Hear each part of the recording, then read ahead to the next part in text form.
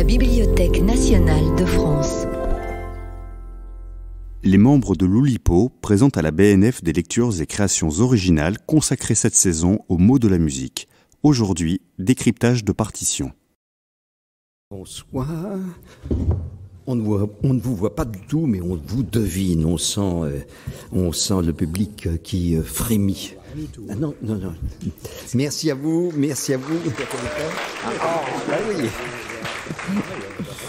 Bien, nous allons commencer cette lecture sous le signe de partition. Partition, tous les thèmes de l'année ont un rapport avec la musique, mais sont souvent à double sens, ou à plusieurs, polysémiques. Pour servir cette partition, de gauche à droite, Jacques Jouet, Daniel Levin-Becker, Marcel Benabou, Eduardo Berti, Étienne Lécroard et moi-même, Olivier Salon. Merci.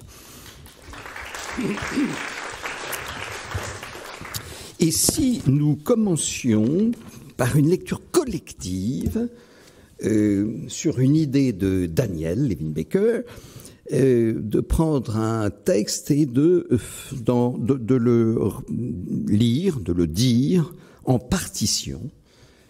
Nous avons donc constitué une répartition des termes d'une certaine fable de La Fontaine. Et je vais préciser tout de suite que Marcel lira les textes lipogrammatiques en E, donc des textes privés de E. Moi-même, je lirai les textes monovocaliques en E, donc ne présentant que E, que le seul E comme voyelle. Étienne lira tous les verbes. Jacques Jouet lira les adjectifs et les adverbes. J'ai dit Daniel lira les substantifs. Eduardo Berti lira toute autre partie du discours, les mots-outils. Alors parfois, imaginons un mot comme un mot... Voisin. Comment ? Comme voisin. Comme voisin. Alors imaginons un mot comme voisin qui est à la fois qui pourrait être utilisé comme un adjectif, par exemple, ça sera le cas, mais qui est aussi lipogrammatique, il sera donc lu à deux voix, puisqu'il n'a pas de E et qu'il est adjectif. Voilà, j'ai choisi personnellement une fable de La Fontaine que j'aime bien pour son originalité et qui est assez peu connue. Elle est dans le livre 5 et c'est la fable 16 qui a pour titre, on va le dire ensemble. Allons-y, départ. Jean de la Fontaine, le serpent et la lime. On compte qu'un serpent voisin d'un horloger, c'était pour l'horloger, un mauvais voisinage, entra dans sa boutique et cherchant à manger, ni rencontra pour tout potage, qu'une lime d'acier qu'il se mit à ronger. Cette lime Lui dit sans se mettre en colère, pauvre ignorant et que prétends-tu faire, tu te prends à plus dur que toi, Petit serpent à tête folle plutôt que d'emporter de moi seulement le car d'une obole tu te romprais toutes les dents. Je ne crains que celle du temps. ceci s'adresse à vous Esprit du dernier ordre. qui n'étant bons à rien chercher surtout à mordre. Vous tourmentez, vainement croyez-vous que vos Temps impriment leurs outrages sur temps de beaux ouvrages. ils sont pour vous des Les reins reins d'acier de diamant. diamants. Voilà. Fin de la fable.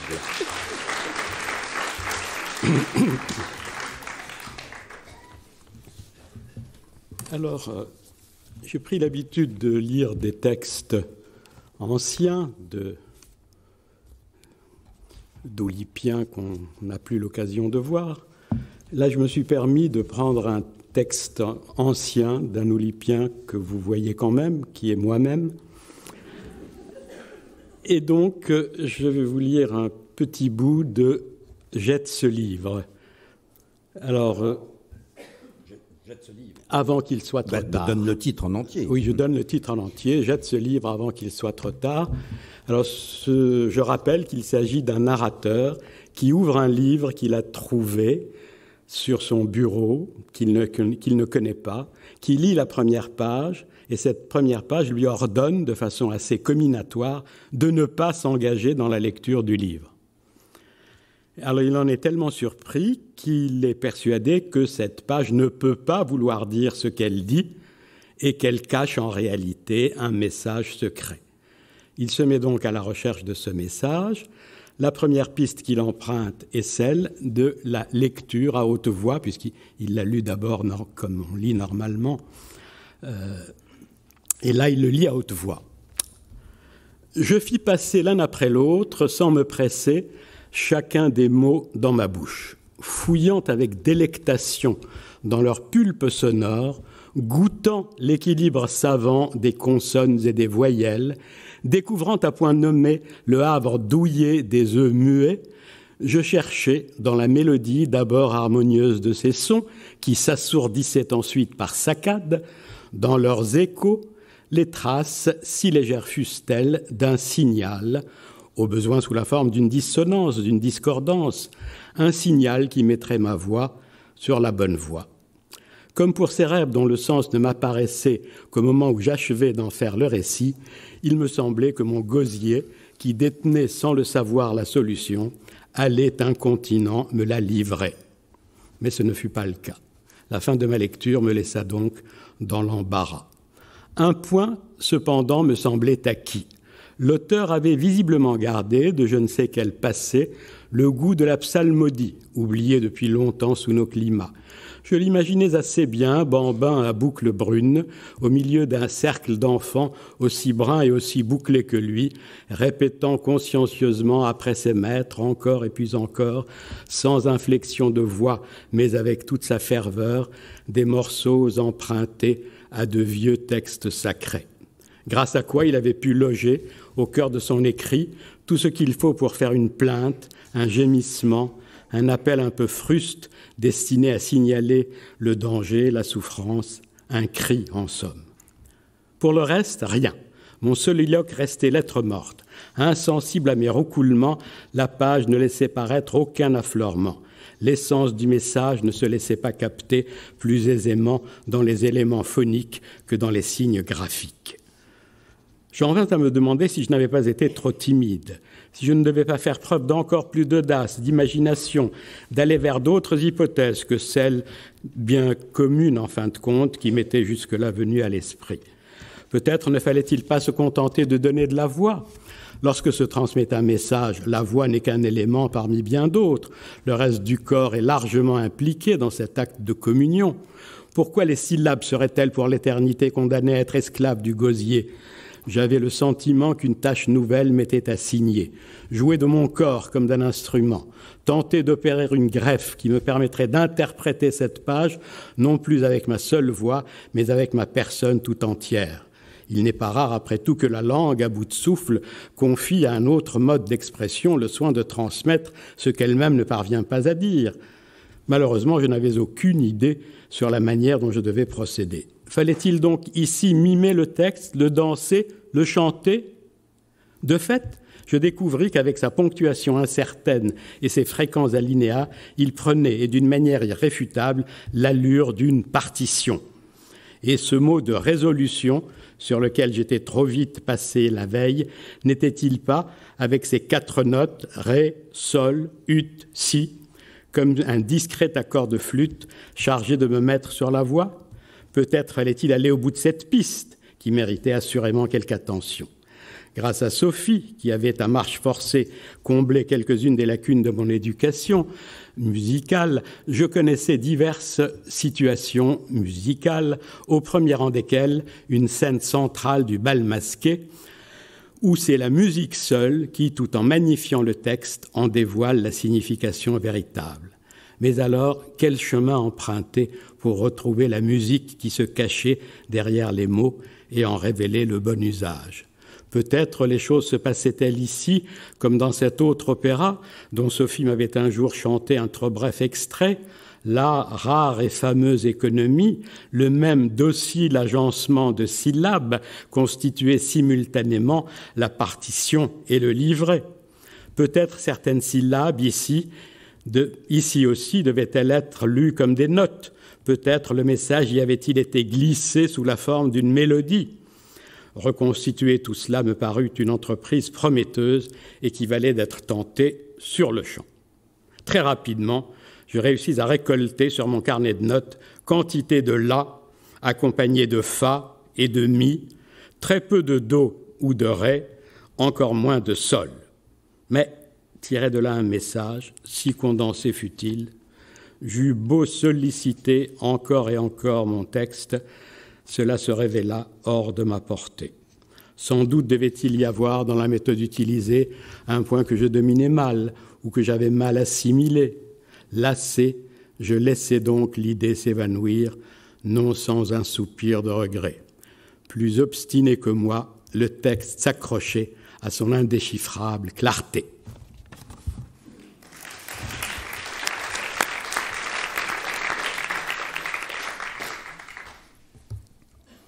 Je compose depuis le 1er avril 1992 un poème par jour dans le cadre d'un projet dit le poème du jour.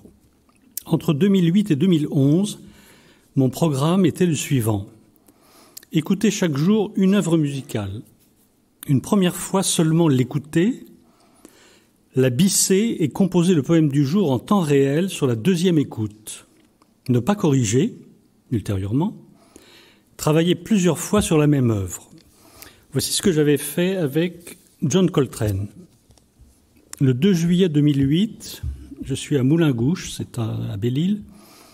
John Coltrane, Aïcha, qui est un morceau de 7 minutes 35. Donc le temps d'écriture était de 7 minutes 35, mais le temps de lecture va être moindre. Ce n'est pas encore lui, c'est lui, donc un petit prologue, avant le soliste numéro seul, qui ne le sera jamais. L'alliance de tout ce monde, on n'entend pas les oreilles qui entendent. Un doigt sur elle en sourdine, ce n'est plus tout à fait lui, c'est lui. C'est A silencieux. L'homme chante avec assistance en crachant, soufflant, presse, distille, le vent de ses poumons jusqu'au pianiste, les clés de ses doigts jusqu'au batteur. Ça a eu été lui sous la métamorphose, lui va le reprendre, le voilà, dans son aisance qu'on ne discute pas. Le 3 juillet, au même endroit, 2008, John Coltrane, Aïcha, 7 minutes 35. Jouer au goulot un baiser particulier.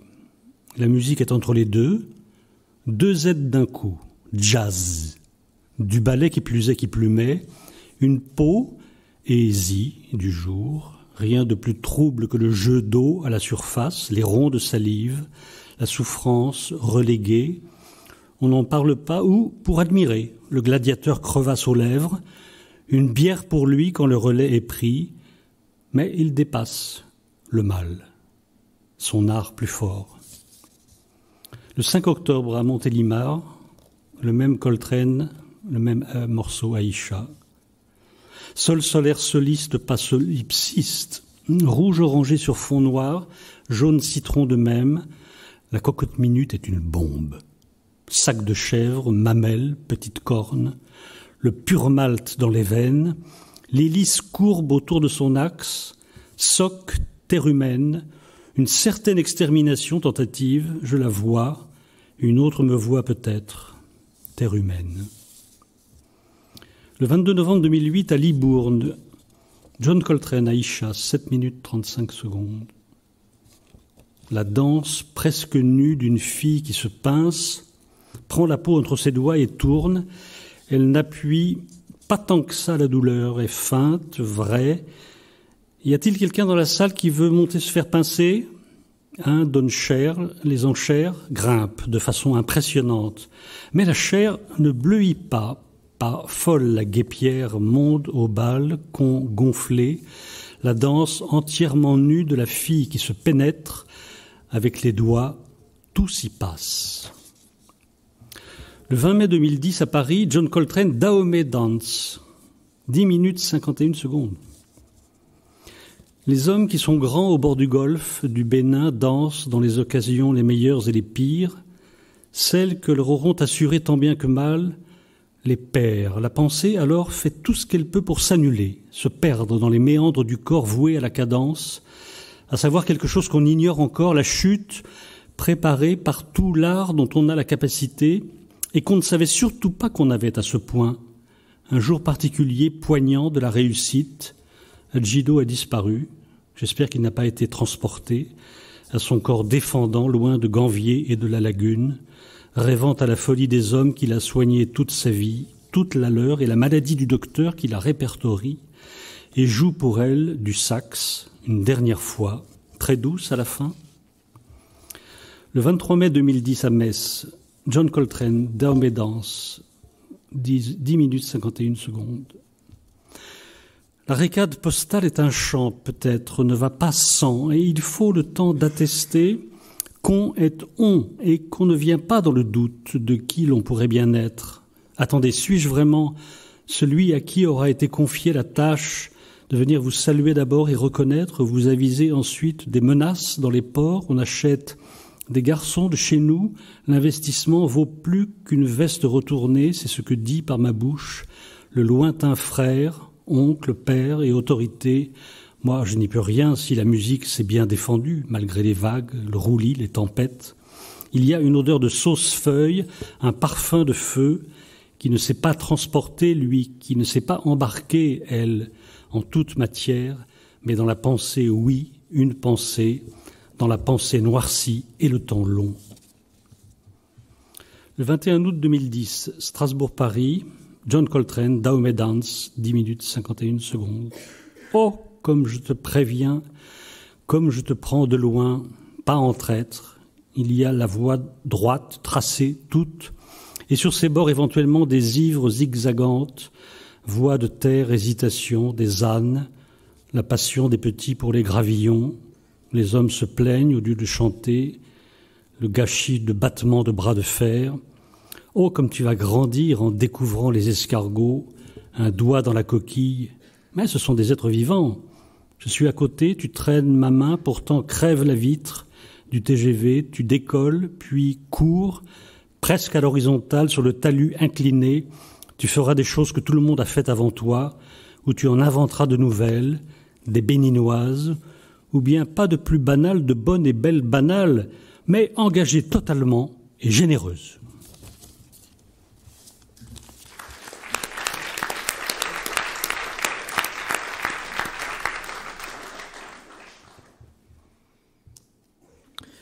Puisque le mot partition a aussi un sens informatique, je vais vous lire un petit extrait du livre Disque pur par Lucas Lejeune, qui est un récit dantesque et admirablement farfelu, dont le narrateur est un démon informatique.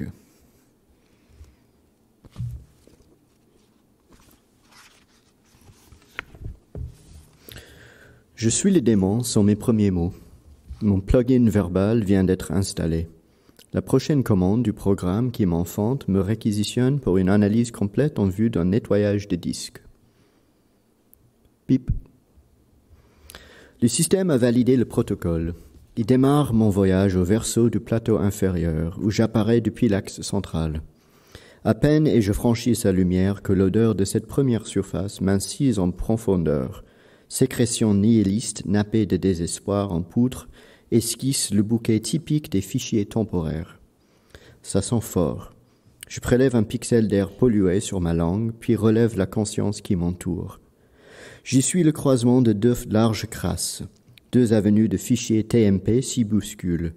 Ils foncent à l'aveuglette. Leurs carapaces fines s'effritent en miettes et finissent tassées par un rythme de pattes jusqu'à réintégrer le sol sale d'où elles sont issues. Invisible et immatériel, je me laisse traverser par le flot répugnant. Depuis l'obscurité céleste, la tête de lecture injecte, modifie, traite et supprime à sa guise. Les fichiers sont à la merci de ces plongées létales.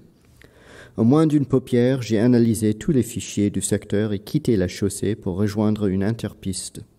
Depuis ces trottoirs, d'immenses dossiers me percent le ciel de leurs 4 coins noirs et tranchants. Ils abritent les fichiers temporaires inactifs. Le manque de recul m'invite à monter. Je trouve le plus gros dossier, me poste devant sa porte et patiente. Un fichier BAC s'en approche. Il y tripote un code à 6 chiffres et pénètre dans le bâtiment, suivi par mon ombre glissante. La halle d'entrée sent l'acide chlorhydrique. Une cage d'escalier infinie m'y grince déjà les os. Le temps du trajet, une connexion rapide au mental du fichier m'apprend sa misère terne. Il nourrit de sa routine de désirs éclatés.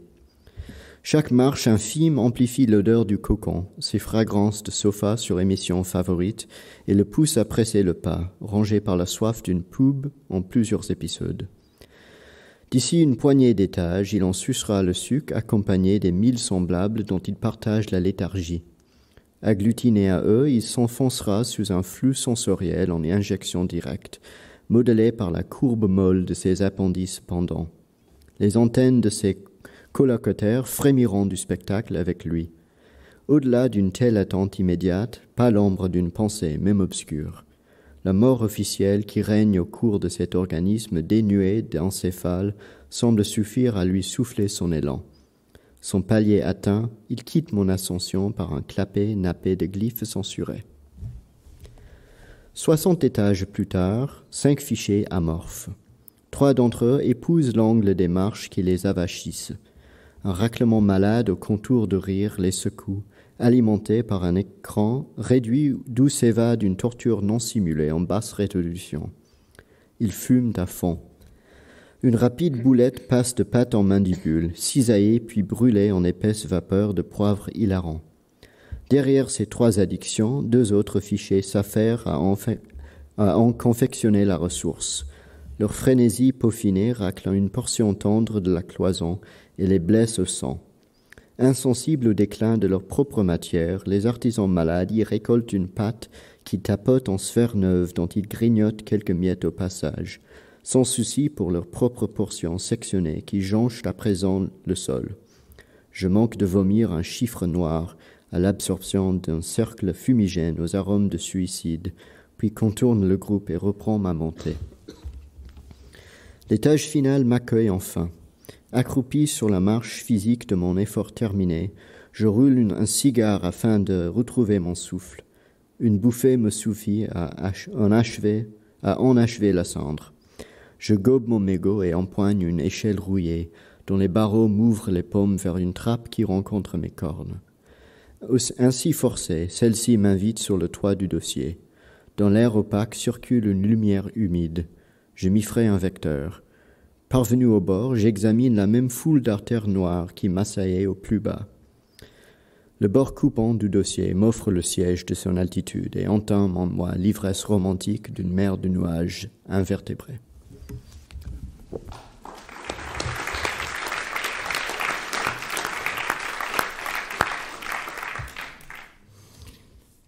Lorsque les compositeurs écrivent une partition, outre l'indication de tempo, ils peuvent, ne le font pas systématiquement, ils peuvent donner une indication de jeu, c'est-à-dire l'état d'esprit dans lequel l'interprète doit se sentir au moment de l'interprétation publique de l'œuvre. Or, j'ai un très bon ami que je trouve extrêmement doué dans les indications de jeu et dont j'ai tiré un florilège, un spicilège d'indications tellement elles sont originales. Ce très bon ami dort sous mes fenêtres depuis pratiquement un siècle, presque un siècle. Il s'appelle Éric Satie et je l'aime beaucoup, tant sur la musique que dans ses écrits. Restons sur les indications de jeu dans ces partitions. Voici donc un florilège alphabétique. À la carcasse. Voyez, c'est tout ce qu'il y a écrit. Oui, voilà. Vous vous débrouillez avec ça. Hein. Allez-vous-en. Appliquez-vous au renoncement avec une juste colère. Buvez cloîtrement comme un rossignol qui aurait mal aux dents. Pas facile, hein, quand vous s'interprétez, vous dites, moi, Éric Satie lui-même m'a demandé de jouer cela comme un rossignol qui aurait mal aux dents. Continuez sans perdre connaissance. Dans le creux de l'estomac, dans une candeur niaise, mais convenable, de manière à obtenir un creux. Du bout des dents du fond.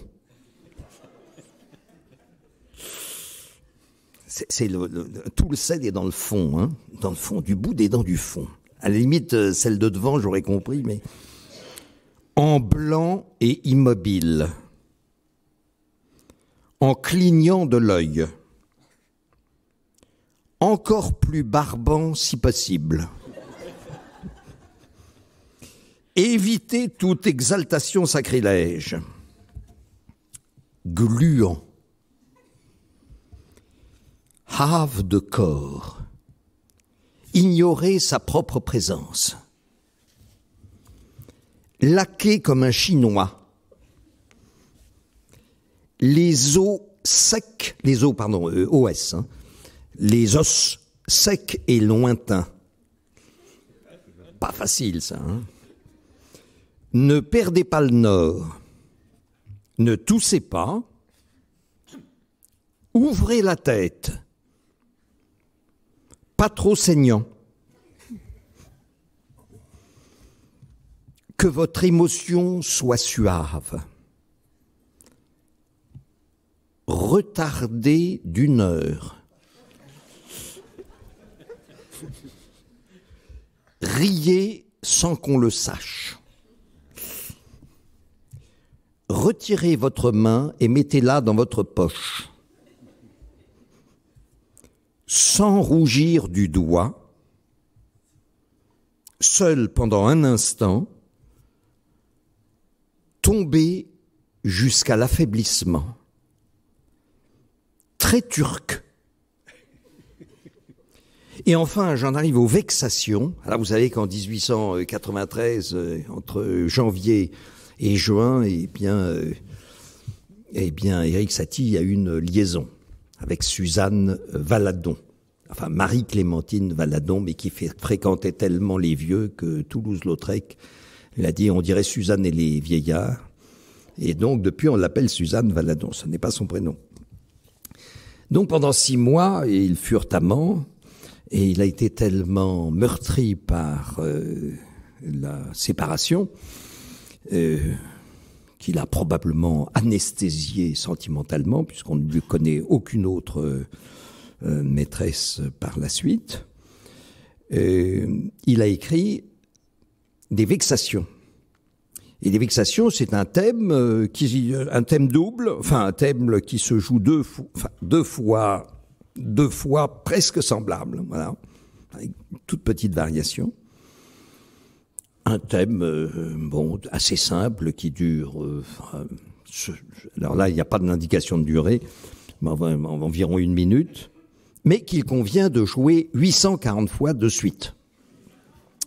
Et alors, dans la partition des vexations, eh bien, Éric Satie indique, pour jouer 840 fois de suite ce motif, il sera bon de se préparer au préalable et dans le plus grand silence, par des immobilités sérieuses. Voilà.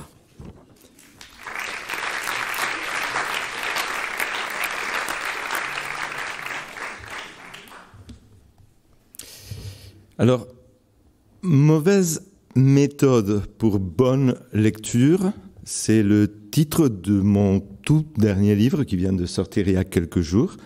Et vous voyez la couverture qui est là, qui s'affiche, avec un dessin, une illustration de monsieur Étienne Lecroix.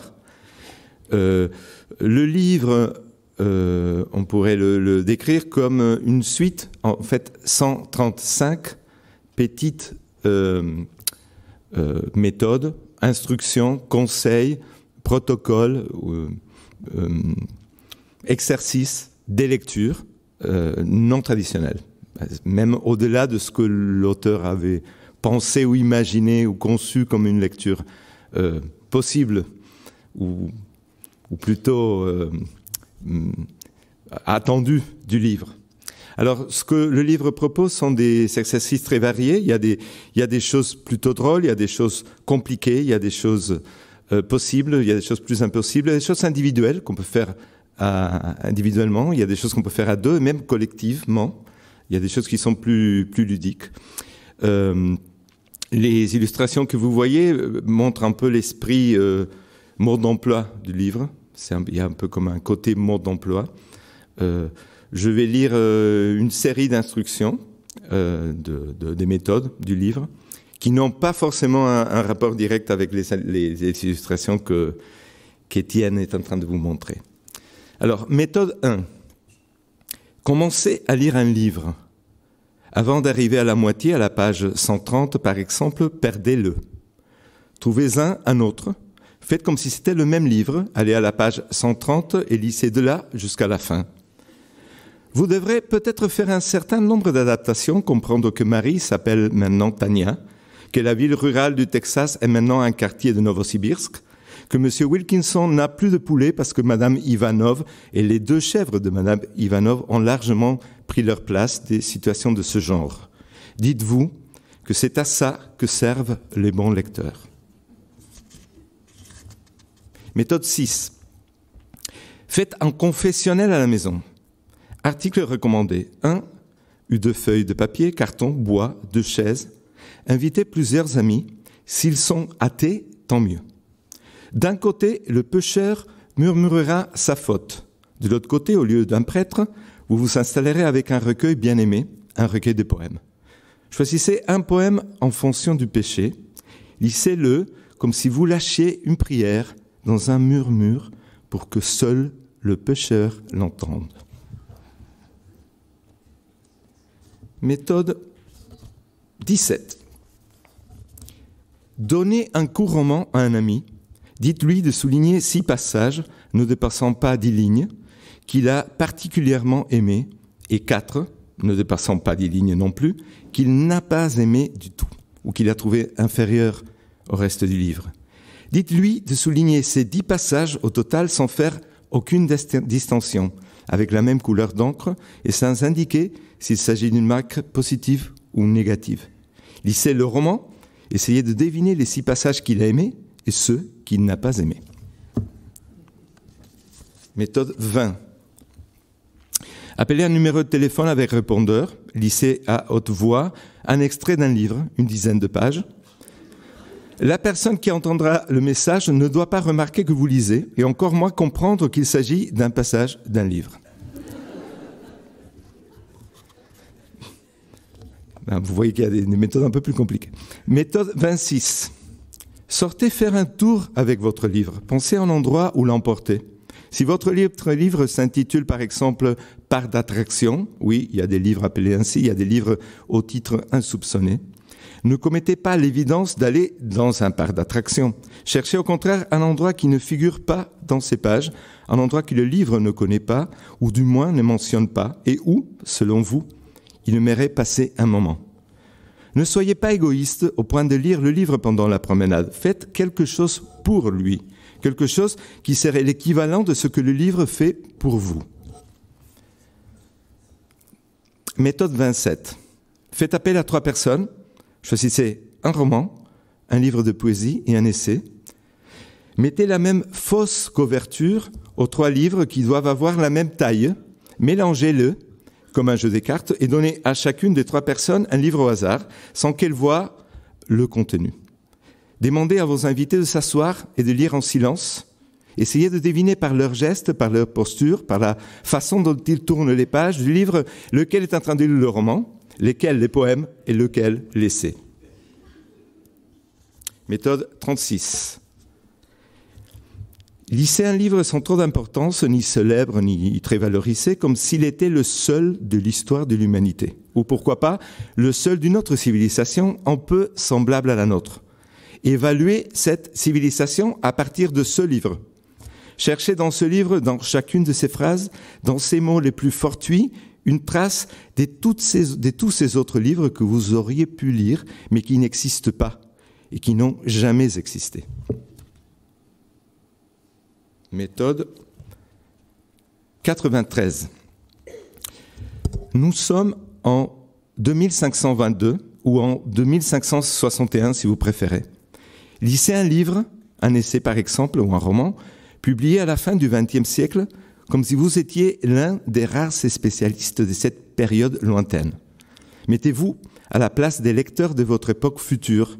Ajoutez des notes en bas des pages qui expliquent aux habitants du XXVIe siècle ce qu'était un djinn, ce qu'était une radio, ou autre chose du même genre que, selon vous, seront pour eux comme un cabriolet hippomobile ou un berlingot pour nous. Variante possible, ajoutez 3 notes de bas de page dans un roman traduit du japonais ou du russe vers votre langue maternelle. Prenez le risque d'inventer des explications comme si vous étiez un expert de cette autre culture. Pour finir, méthode 95. Mettez-vous d'accord avec 2 bons amis. Achetez le même livre, distribuez la lecture en divisant le livre en 3 parties plus ou moins égales. Un de vos amis lira le premier tiers, vous lirez le deuxième tiers, le troisième lira la fin. Fixez un rendez-vous pour assembler la version totale du livre. La restitution doit se faire dans l'ordre, bien sûr. Chacun d'entre vous aura un certain temps pour raconter aux autres sa partie. Chacun d'entre vous pourra, en plus de résumer oralement sa partie, lire à haute voix jusqu'à 3 phrases ou 3 brefs extraits du livre.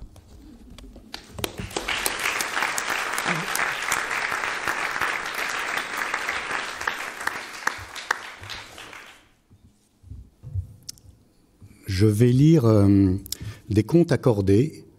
Alors, les voici. Voilà.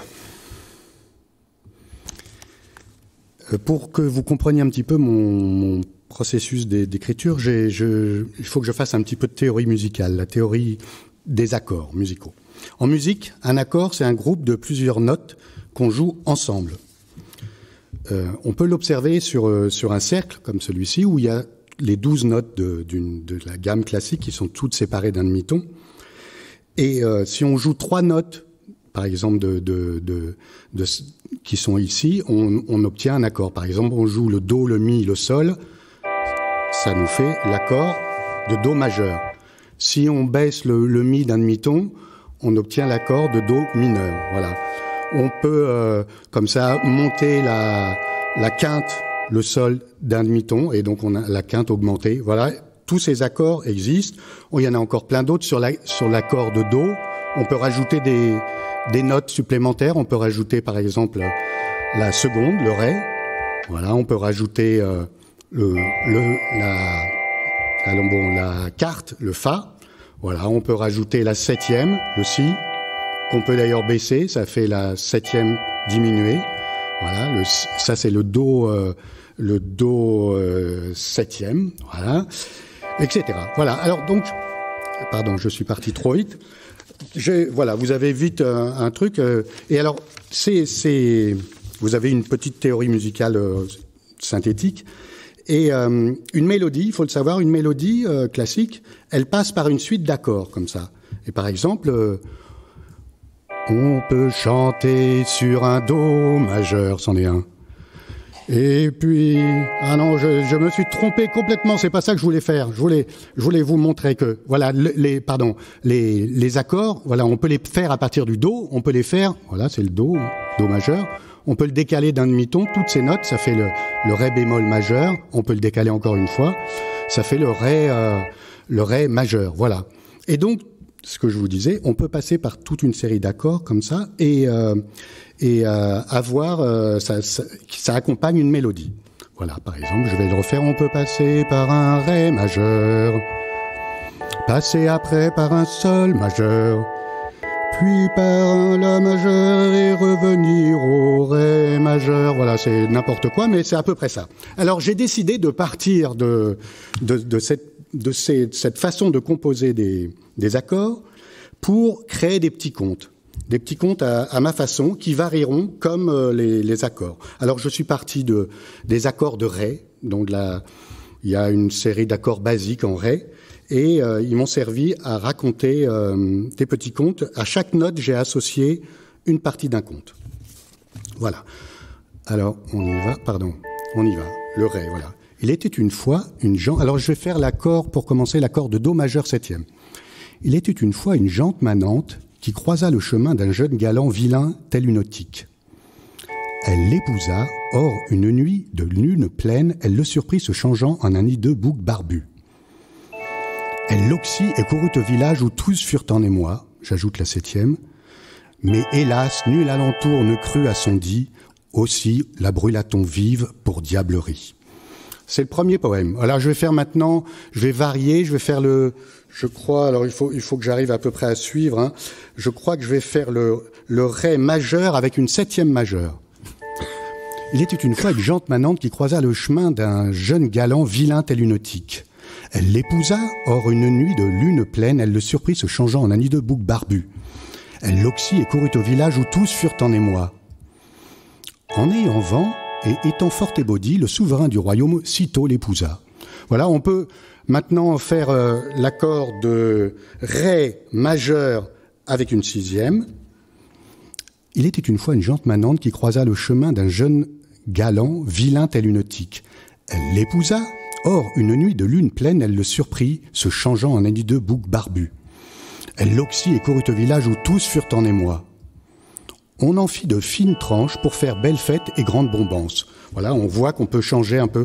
Alors, on peut, donc, comme je vous disais, sur un accord classique de do majeur, on peut rajouter des notes.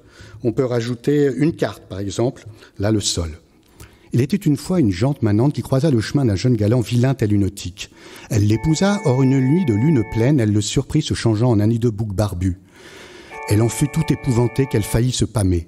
Tant épouvantée qu'elle faillit se pâmer. Elle l'oxy et courut au village où tous furent en émoi. On peut ajouter maintenant la seconde, le mi. Il était une fois une jante manante qui croisant le chemin d'un jeune galant vilain tel une autique, elle était niaiseuse comme une courge. Elle l'épousa, or une nuit de lune pleine, elle le surprit se changeant en un hideux bouc barbu. Elle l'oxy et courut au village où tous furent en émoi. On peut maintenant ajouter, alors je m'y perds, on peut construire un accord de ré majeur avec la quinte augmentée. La quinte augmentée, c'est le la dièse. Il était une fois jante manante qui croisa le chemin d'un jeune galant vilain tel une autique. Elle l'épousa, or une nuit de lune pleine, elle le surprit se changeant en un hideux bouc barbu. Elle le culbuta en son fourneau et le mit à rôtir.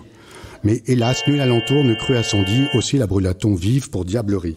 On peut ajouter à ça la septième majeure, donc on repart de l'histoire où elle le pousse dans son fourneau, et on rajoute une septième majeure, donc en ayant vent et en étant fort ébaudi, le souverain du royaume sitôt l'épousa. Voilà, on peut baisser la quinte. Alors, je me perds un peu, mais c'est ça. Il était une jante manante qui croisa le chemin d'un jeune galant vilain tel une autique. Elle l'épousa. Or, une nuit de lune pleine, elle le surprit se changeant en un hideux bouc barbu. Elle courut montrer le phénomène au voisinage qui s'ébaudit. Mais hélas, nul alentour ne crut à son dit, aussi la brûla-t-on vive pour diablerie. On peut, voilà, là j'ai rajouté la septième diminuée. On peut la faire avec une septième majeure. Alors voilà, hop, c'est la même. Voilà, il courut montrer le phénomène au voisinage qui s'ébaudit. En ayant vent et en étant fort ébaudi, le souverain du royaume sitôt l'épousa. Alors là, c'est la gamme de ré majeur, mais on peut faire un peu les mêmes accords en ré mineur. Alors là, j'ajoute une tierce, un demi-ton en dessous. Voilà. Donc il était une fois une jante manante qui croisa le chemin d'un jeune galant vilain tel une tique. Elle l'embrassa alors. Sitôt, il se métamorphosa en un goret gras et dodu. Elle l'oxy et courut au village où tous furent en émoi. Mais hélas, nul alentour ne crut à son dit. Aussi la brûla-t-on vive pour diablerie. Là, j'ai rajouté la septième. On peut rajouter la septième majeure. Elle était une fois une jante manante qui croisa le chemin d'un jeune galant vilain tel une tique. Elle l'embrassa alors. Sitôt, il se métamorphosa en un goret gras et dodu. Elle l'oxy et courut au village où tous furent en émoi. En ayant vent et n'entend fort ébaudi, le souverain du village sitôt l'épousa. Enfin, on va faire la même avec la 6e. Il était une fois une jante manante qui croisa le chemin d'un jeune galant, vilain, tel une tique. Elle l'embrassa alors, sitôt il se métamorphosa en un goré gras et dodu. Elle l'oxy et courut au village où tous furent en émoi. On en fit de fines tranches pour faire une belle fête et grande bombance. Voilà, on peut, etc. Il y a plein de variantes comme ça. On peut faire rajouter une seconde. Là, je crois que c'est ça que j'ai fait. Voilà. Enfin, je vais pas tous les lire parce que, enfin, je suis parti. Il était une fois une jeune manante qui croisa le chemin d'un jeune galant, vilain comme une tique. Elle l'embrassa alors, et sitôt il se métamorphosa en un goré gras et dodu. Elle en fut tant épouvantée qu'elle faillit se pâmer. Là, je rajoute la carte. Elle l'oxy et courut au village où tous furent en émoi. On peut augmenter la quinte en la dièse. Elle était une fois une jante manante qui croisa le chemin d'un jeune vilain traumatique. Elle l'embrassa alors, sitôt il se métamorphosa en un goré gras et dodu. Elle le culbuta en son fourneau et le mit à rôtir, etc. Il était une fois une jeune manante qui croisa le chemin d'un vilain galant, etc. Vous en avez des tas de variantes. Elle était niaiseuse comme une courge. Là, j'ai rajouté la seconde. Etc. Donc, elle se métamorphosa en goré gras et dodu. Et elle l'oxy courut au village où tous furent en émoi. On peut encore, je crois, rajouter la 7e, la quinte. Voilà. Et elle l'embrassa alors, sitôt elle se métamorphosa en goré gras et dodu. Elle courut montrer le phénomène au voisinage qui s'ébaudit. Je crois que c'est ça. Et voilà, mais hélas, nul alentour ne crut ça son dit. Aussi la brûla-t-on vive pour diablerie. Voilà, je crois que... Ah non, j'en ai encore. Je crois qu'on a fait le tour de tous les accords. Ah non, peut-être pas, là, il manque peut-être le ré suspendu. Oui, il était une fois... je vais rajouter le sol. Il était une fois une jeune manante qui croisa le chemin d'un jeune galant vilain comme une tique. Elle en fut tant épouvantée qu'elle faillit se pâmer, oui, c'est ça. Elle l'oxy et courut au village où tous furent en émoi. Mais hélas, nul alentour ne crut à son dit. Aussi la brûla-t-on vive pour diablerie. Voilà, là j'ai rajouté la 7e diminuée. Là, on a fait tout le tour des accords de ré. Vous voyez ? Là, tous les accords de ré, je les ai marqués sur mon truc. Mais vous remarquerez que dans les accords de ré classiques, il y a une note qui n'est jamais là, c'est le ré dièse ou le mi bémol. Mais, alors on ne le trouve pas dans les accords de ré classiques, mais on le trouve dans d'autres accords. Alors, je me suis permis de rajouter, allez, on a encore le temps. Je me suis permis, très vite, hein, je vais faire l'accord de mi 7e majeur. Il était une fois une jeune manante qui croisa le chemin d'un jeune galant vilain comme une tique. Le drôle désirait la mignarder et la peloter. Ça, on l'avait pas vu, hein. Elle en fut tant épouvantée qu'elle faillit se pâmer. Elle le culbuta en son fourneau et le mit à rôtir. Voilà. On peut le faire en mineur, voilà, et toc toc, elle l'épousa, et puis il se transforme en bouc et elle le met au fourneau. Et puis on peut faire un dernier accord, parce qu'il y a aussi des tas d'accords qu'on n'a pas vus qui contiennent des rés. Mais donc, je vais en faire un dernier qui contient un ré et qui permettent de créer d'autres comptes. Voici par exemple le mi 7e. Il était une fois une jante manante qui croisa le chemin d'un jeune galant vilain tel une tique. Elle était niaiseuse comme une courge. Elle courut montrer le phénomène au voisinage qui s'ébaudit. On en fit de fines tranches pour faire belle fête et grande bombance. Voilà, vous avez l'accord de mi 7e. Et je vous remercie, c'est fini. Il y en a plein d'autres.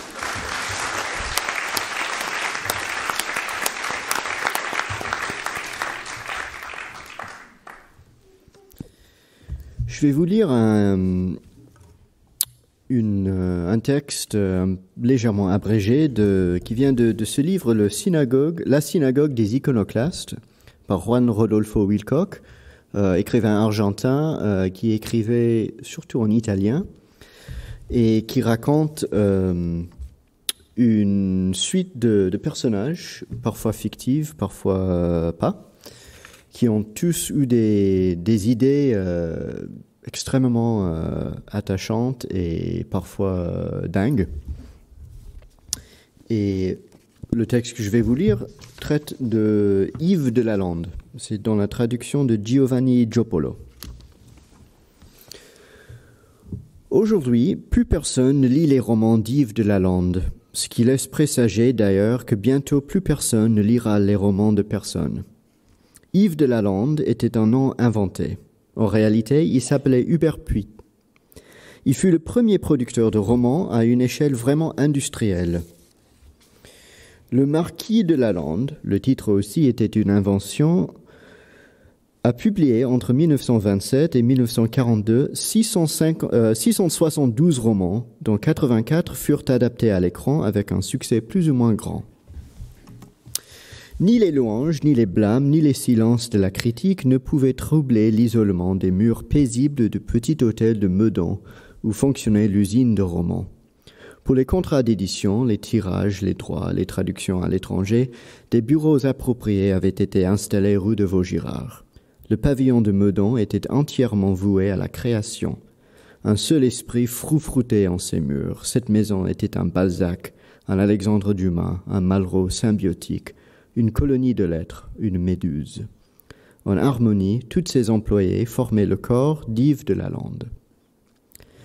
En sa qualité de directeur propriétaire de l'entreprise, Hubert Puy proposait un thème donné. La titulaire du service des intrigues de base, en fonction de ses très riches archives d'intrigues, mises à jour suivant les caprices de la mode, accomplissait un choix adapté au thème, un choix des plus fondamentaux, puisque la tâche de la mode n'est pas tant de suivre que de prévoir. La titulaire des personnages interceptait l'intrigue pour en déduire les personnages, soigneusement et suivant des formules déjà bien rodées. Ensuite, elle transmettait l'ensemble au service des histoires individuelles et destinées. Le service des destinées avait un fonctionnement combinatoire. La titulaire se servait d'une roulette et pour chacun des personnages, elle tirait 3 numéros correspondant à 3 fiches incorporées dans les archives des incidents de base. Grâce à ces fiches, elle composait rapidement le destin de chacun. Dans le service des concordances, on faisait concorder entre eux les destins individuels, de façon à éviter qu'un personnage n'épousât son fils ou ne naquît avant son père et autres anomalies de ce genre. L'histoire désormais composée et concordée passait entre les mains de l'experte en style de base, dont le rôle était de cerner le style le plus adapté au roman, toujours en tenant compte de la mode du moment. Enfin, la jeune fille préposée au titre en proposait 6 ou 7 à envisager pour un choix final et un couronnement du travail accompli. Cette première phase de préparation prenait tout au plus une matinée de travail. Tout de suite après, le roman passait au stade de l'élaboration proprement dite. C'était le stade le plus sérieux, mais aussi le plus fortement mécanisé et le moins aléatoire de toute la confection. Le scénario en question était transmis à l'experte en graphique, diplômée depuis peu en planification et programmation. De par une adroite utilisation de graphiques sur le temps, l'espace, la motivation et ainsi de suite, elle coordonnait l'histoire tout entière en système de scènes numérotées. Après quoi, l'œuvre ainsi schématisée arrivait au service des scènes et situations. Les scènes et les situations occupaient tout le premier étage ainsi qu'une grande partie de l'attique du pavillon de Meudon. C'était un secteur fourni d'archives démesurées et en expansion permanente. Des scènes et des situations avec 2, 3, 4 personnages, et parfois plus, ou un seul tout simplement, travaillaient à la première ou à la 3e personne avec des dialogues, des actions, des descriptions, des introspections et bien d'autres éléments narratifs. Ces scènes, faisant de 4 à 8 feuillets chacune, étaient cataloguées suivant des méthodes de classification extrêmement modernes, ce qui permettait un repérage immédiat du matériel. Une équipe de petits larbins licenciés ès-lettres agrandissait chaque jour en scène et en situation les archives déjà considérables de la maison, tout en respectant les lois du marché. 4 jeunes filles particulièrement alertes s'occupaient des recherches et du classement. Après avoir réceptionné le schéma des scènes et des situations numérotées, disons 80, ce qui donnait un roman de 450 à 500 feuillets dactylographiés, les archivistes cherchaient alors les façons de traiter correspondantes. Elles tiraient un exemplaire de chaque scène avec les appareils à reproduire de l'époque qui, bien qu'encombrants, s'avéraient efficaces. Puis elles regroupaient méthodiquement les pièces de l'ensemble et le roman pouvait déjà être considéré comme monté. Il s'agissait naturellement d'un produit encore brut. Pour donner un exemple, dans chaque scène et chaque situation, un même personnage arrivait avec un nom différent, le nom provisoire que lui avait été attribué à l'origine son anonyme narrateur. Installés en permanence dans les hauteurs du pavillon, d'où l'on pouvait d'ailleurs profiter d'une vue splendide sur le chemin de fer et ses alentours, 2 jeunes filles mettaient pour ainsi dire la dernière main. La première, que ses collègues surnommaient ironiquement « fer à repasser », donnait une unité aux noms de personnes et de lieux, défrichait le texte de ses inconséquences et enchaînait les scènes entre elles. Par la suite, avec l'évolution de goût, ce travail d'enchaînement devint inutile. Dans une même foulée, une jeune dactylographe tapait un texte définitif, repassé en quelque sorte. La seconde, appelée mimesis à cause de son talent dans l'imitation du style de tout écrivain vivant et à gros tirage, corrigeait le tout en fonction des directives déjà prescrites au rez-de-chaussée par le service du style. En réalité, sa tâche était beaucoup plus aisée qu'on ne pouvait le croire. Elle exigeait tout au plus cette petite touche de détachement et de ruse qui permet de reconnaître comment le style de chaque écrivain se définit à travers quelques simples obstinations, faiblesses, habitudes contractées durant l'enfance, si ce n'est la vieillesse, mais en tout cas inimitable, là où un style plat et impersonnel n'est consenti qu'à quelques-uns, et certainement pas à un écrivain à succès. Pour ce qui est des dialogues, Mimesis complétait l'œuvre de fer à repasser, en uniformisant comme il se doit l'élocution des héros, indépendamment de leurs conditions sociales, leur nationalité, leur dialecte, leur âge, leur sexe, leur métier et ainsi de suite. Yves de Lalande a désapprouvé, et à juste titre, la couleur locale. Le roman était alors bel et bien prêt et on le confiait à la grande experte. Une longue expérience et une exceptionnelle mémoire faisaient de cette femme mûre une sorte de bibliothèque vivante, en ce sens qu'elle avait non seulement lu tous les romans de la Maison de Lalande, mais, et cela peut sembler incroyable, qu'elle les avait également tous en tête. La grande experte relevait les éventuelles coïncidences de noms entre deux ou plusieurs romans différents de l'entreprise, répétition qui aurait pu faire croire au lecteur qu'un roman était la suite d'un autre plus ancien du même auteur. Elle veillait à ce que les situations ne fussent pas trop exploitées dans un laps de temps trop court. Les experts en mémoire donnaient à peu près 3 ans au lecteur pour oublier les événements au fil des romans. Elle donnait en somme un dernier coup de peigne au produit avant de le déclarer conforme et prêt à être mis en circulation.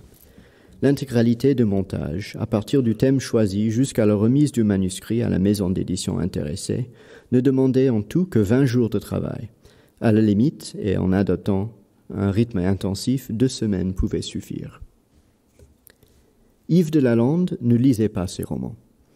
Tous savent qu'il mourut en avril 1942, projeté de sa voiture contre un platane alors qu'il rentrait chez lui, après un petit dîner en compagnie d'un groupe de joyeux officiers de la Wehrmacht en garnison à Versailles.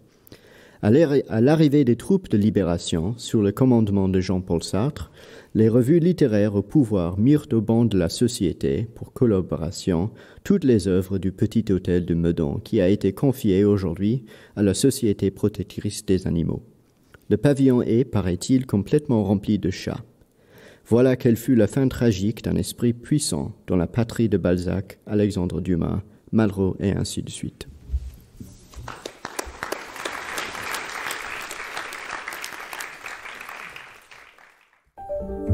Vous venez d'écouter un podcast de la Bibliothèque nationale de France. Retrouvez les conférences, rencontres et créations de la BNF sur toutes les plateformes de podcast ainsi que sur le site bnf.fr.